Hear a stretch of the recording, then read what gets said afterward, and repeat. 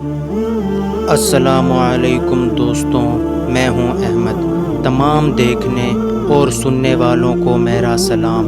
ناظرین گرامی، ہماری آج کی ویڈیو حضرت امام حسن رضی اللہ تعالی عنہ کی شہادت کے حوالے سے ہے۔ جس وقت طبیب کو بلایا گیا تو طبیب نے کہا یہ تو زہر ہے اور زہر جان بوجھ کر لگایا گیا۔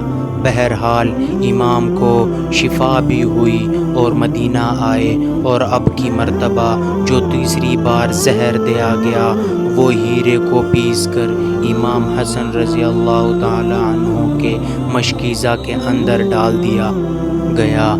امام حسن رضی اللہ تعالی عنہ 27 صفر کی رات سوئے ہوئے تھے، اچانک نیند سے بیدار ہوئے۔ حضرت زینب رضی اللہ تعالی عنہ عبادت میں مصروف تھی۔ آپ نے نیند سے بیدار ہو کر حضرت زینب رضی اللہ تعالی عنہ کو آواز دی اور حضرت زینب امام کی طرف متوجہ ہوئیں۔ حضرت حسن رضی اللہ تعالی عنہ فرمانے لگے کہ میں نے خواب میں نانا جان اور امی اور ابا جان کو دیکھا ہے کہ جنت کی سیر کرواتے ہیں۔ میں نے نانا جان سے عرض کیا کہ آپ میرے حالات سے باخبر ہیں۔ مجھے تمانچے لگائے گئے، میرے پیروں تلے سے مسلح کھینچا گیا، کتنا ستایا گیا۔ میرے سامنے اس وقت مدینے میں میرے والدین کو گالی دی جاتی ہے۔ یا رسول اللہ، میں اس دور سے گزر رہا ہوں۔ آقا نے فرمایا کہ صبر کرو، تم بہت جلد ہم سے آ کر ملنے والے ہو۔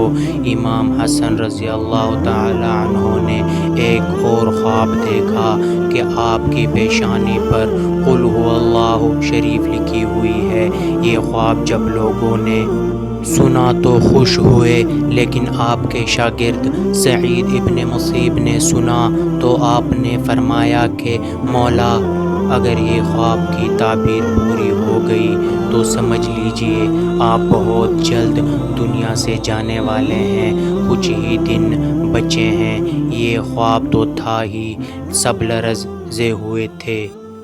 اس خواب نے اور لرزا دیا۔ امام حسن رضی اللہ تعالی عنہ نے کہا، بہن میں نے خواب دیکھا۔ حضرت زینب نے پوچھا کہ یہ کیسا خواب ہے؟ امام نے مشکیزہ لانے کا کہا، اور مشکیزے سے جب پانی پیا تو مشکیزے میں موجود جو ہیرا پیس کر ڈالا گیا تھا وہ آپ کے پیٹ میں چلا گیا۔ روایتوں میں آتا ہے، مورخین لکھتے ہیں کہ آپ کے کلیجے کے 72 ٹکڑے ہوئے، بعض نے لکھا کہ 80 ٹکڑے ہوئے، بعض نے لکھا کہ آپ کی آنتوں اور کلیجے کے 100 سے زیادہ ٹکڑے ہوئے۔ جب آپ قے کرتے تو وہ ٹکڑے ہو کر گرتے۔ ناظرین گرامی، سوچئے ذرا یہ ہیرا کیا ہوتا ہے؟ اس کو کانچ پہ چلائیں تو کانچ کٹ جاتا ہے۔ یزید صرف قاتل حسین رضی اللہ تعالی عنہ ہی نہیں ہے، بلکہ قاتل حسن رضی اللہ تعالی عنہ بھی ہیں۔ اس پر تو سب اتفاق کرتے ہیں کہ سازش یزید کی تھی، لیکن زہر دیا کس نے، اس پر تاریخ خاموش ہے۔ حضرت مولانا حسن بریلوی رحمۃ اللہ علیہ نے ایک عورت کا نام لکھا ہے، لیکن مفتی جلال الدین اس پر خاموشی کا حکم دیتے ہیں۔ مورخین اس میں اتنے الجھے ہوئے ہیں کہ کوئی واضح موقف پیش نہیں کیا جاتا، لیکن پڑھے لکھے لوگ ہیں، ان کے لیے ایک بات ہے کہ زہر دینے والا کون ہے۔ جس وقت ٹکڑے ہو کر گرنے لگے تو امام نے حضرت حسین کو بلانے کا حکم دیا تاکہ کچھ نصیحت کر دوں۔ حضرت حسین رضی اللہ تعالی عنہ آئے اور حالت دیکھ کر گلے مل کر خوب روئے۔ بھائی بتاؤ آپ کو کس نے زہر دیا؟ اس لیے کہ سید الصابرین کا نواسہ ہے۔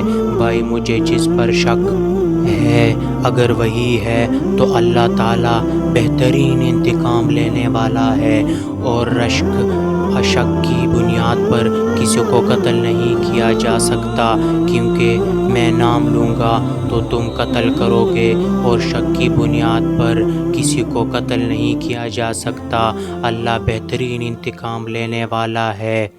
جب امام حسن نے امام حسین کو نہیں بتایا کہ قاتل کون ہے، تو حتمی طور پر کسی کے بارے میں یہ فیصلہ کر دینا کہ فلاں قاتل ہے، میں سمجھتا ہوں کہ یہ زیادہ مناسب نظر نہیں آیا۔ بہرحال جب صبح ہوئی اور لوگ جمع ہونے لگے تو اس وقت امام حسن نے کہا، حسین میرا چہرہ کیسا نظر آ رہا ہے؟ امام حسین نے روتے ہوئے فرمایا، آپ کا چہرہ ہرا ہو گیا۔ مسکرا کر کہا، اس تکلیف میں مسکرایا ہے حسن جس تکلیف میں لوگ ساری خوشیاں لوگوں کی چھن جاتی ہیں۔ حسن مجتبیٰ نے جب سنا کہ میرا چہرہ ہرا ہو گیا تو فرمایا، حسین یاد ہے نا، نانا کی حدیث معراج مکمل ہو گئی ہے۔ لوگوں نے پوچھا کہ حدیث معراج کیا ہے؟ فرمایا کہ جب میرے حضور صلی اللہ علیہ وآلہ وسلم معراج پر گئے تھے اور ہماری پیدائش بھی نہیں ہوئی تھی، تو نانا معراج پر جنت کی سیر کر رہے تھے تو جنت میں 2 محل دیکھے، ایک ہرا تھا اور ایک لال تھا۔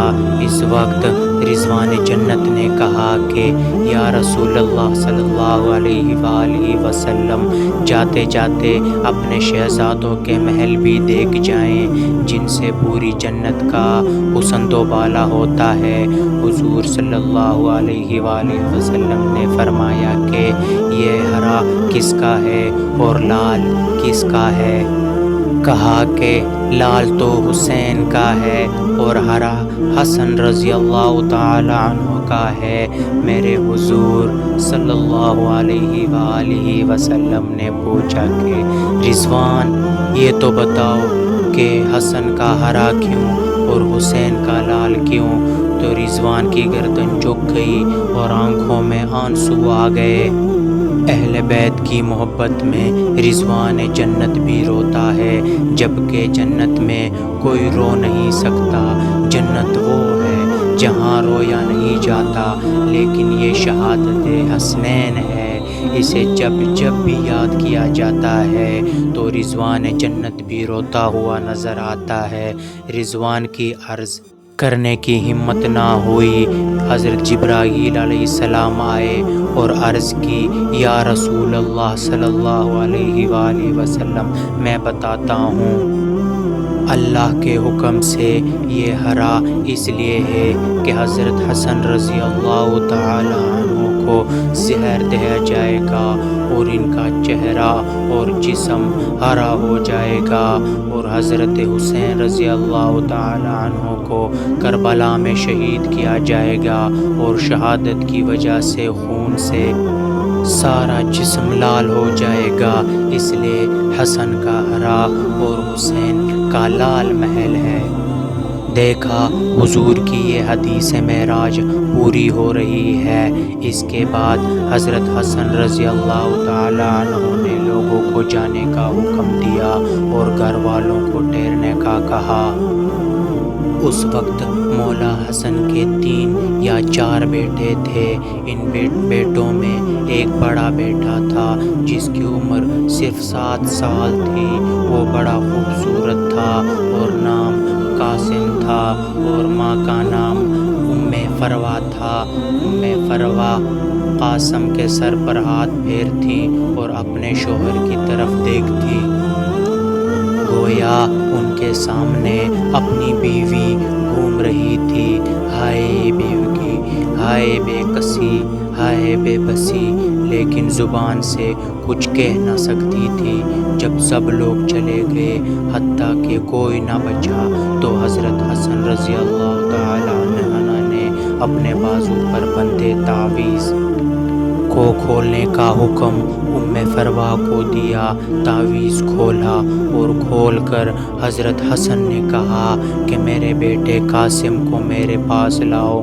اپنے ہاتھوں سے وہ تعویذ بیٹے کے بازو پر باندھ دیا اور فرمایا بیٹا ایک وقت آئے گا جب تو شدید مصیبت میں گرفتار ہو جائے گا، اس وقت یہ تعویذ کھول کر دیکھ لینا۔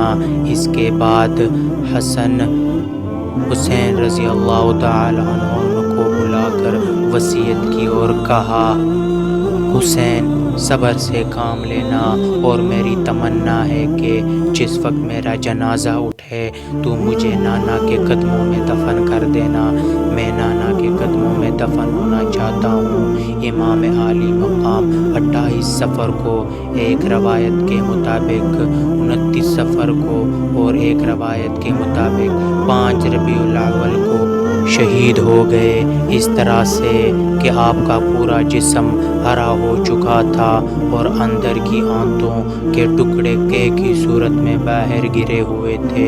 حضرت حسن رضی اللہ تعالی عنہ کی شہادت ہوئی تو آپ کی تجہیز و تفتین کے لیے جنازہ اٹھایا گیا، لیکن یہ بھی تاریخ کا بدترین باب ہے کہ جب جنازہ باہر لے کر آئے اور حضور صلی اللہ علیہ وآلہ وسلم کے روضے مبارک میں حضرت حسن رضی اللہ تعالی عنہ کو دفن کرنا چاہتے تھے تو بنی امیہ کہ وہ غلیظ جسے دنیا مروان کہتی، وہ بدترین آدمی جس پر میرے آقا صلی اللہ علیہ وآلہ وسلم نے لعنت کی تھی، اس نے کہا کہ میں ان کو دفن نہیں ہونے دوں گا۔ امام حسین نے کہا کہ میرے بھائی کی وصیت ہے، میں دفن کروں گا، یہاں تک کہ مورخین نے لکھا کہ اس ظالم نے کمان سے تیر نکالا اور امام حسن کے لاشے پر چلانا شروع کیا۔ ایک بندہ جو شہید ہو چکا ہے، لوگ کہتے ہیں کہ مروان کو یزید کو اتنا برا نہ کہا اس لیے کہ انہوں نے یہ کیا۔ یہ کیا ہے؟ مرے ہوئے انسان کا تو دشمن بھی احترام کرتا ہے۔ مروان کیسا ظالم تھا، نانا کے قدموں میں نواسے کھولے جا رہے تھے تو تلوار سے جنازہ روک لیا اور جنازے پر تیر چلانا شروع کر دیا۔ بعض روایتیں یہاں تک آتی ہیں جنازہ حسن پر تیر چلائے۔ حضرت زینب رضی اللہ تعالی عنہا نے کہا کہ فاطمہ کے 2 بیٹوں کے جنازے میں نے دیکھے ہیں، حسن کو تو دوبارہ کفن ملا ہے، حسین کو تو ایک بار بھی کفن نہ ملا۔ لوگوں نے کہا حسن کو دوبارہ کفن کیسے ملا؟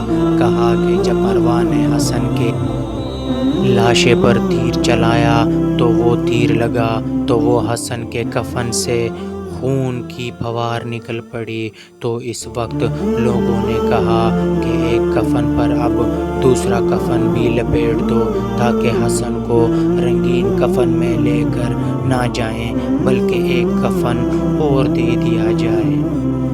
یہ بھی حضرت حسن رضی اللہ تعالی عنہ کی کرامت ہے کہ وصال کے بعد بھی تیر لگا تو آپ کے جسم سے خون نکلا۔ کسی نے امام حسین رضی اللہ تعالی عنہ سے کہا شہزادہ حسن رضی اللہ تعالی عنہ کی یہ وصیت تھی کہ مجھے حضور صلی اللہ علیہ وآلہ وسلم کے قدموں میں دفن کرے، لیکن انہوں نے یہ بھی تو کہا کہ اگر مروان آڑے آئے تو مجھے امی جان کے قدموں میں دفن کر دینا، آپ اس پر بھی عمل کر سکتے ہیں۔ پھر امام حسن رضی اللہ تعالی عنہ کو حضرت فاطمہ رضی اللہ تعالی عنہا کے قدموں میں دفن کر دیا گیا۔ حضور اور حضور کی آل پہ لاکھوں سلام۔ دوستوں، اگر آپ کو ہماری آج کی ویڈیو پسند آئی ہے تو لائک کریں، سبسکرائب کریں اور اپنے دوستوں کے ساتھ شیئر کریں۔ ملتے ہیں ایک نئی ویڈیو کے ساتھ۔ اللہ نگہبان۔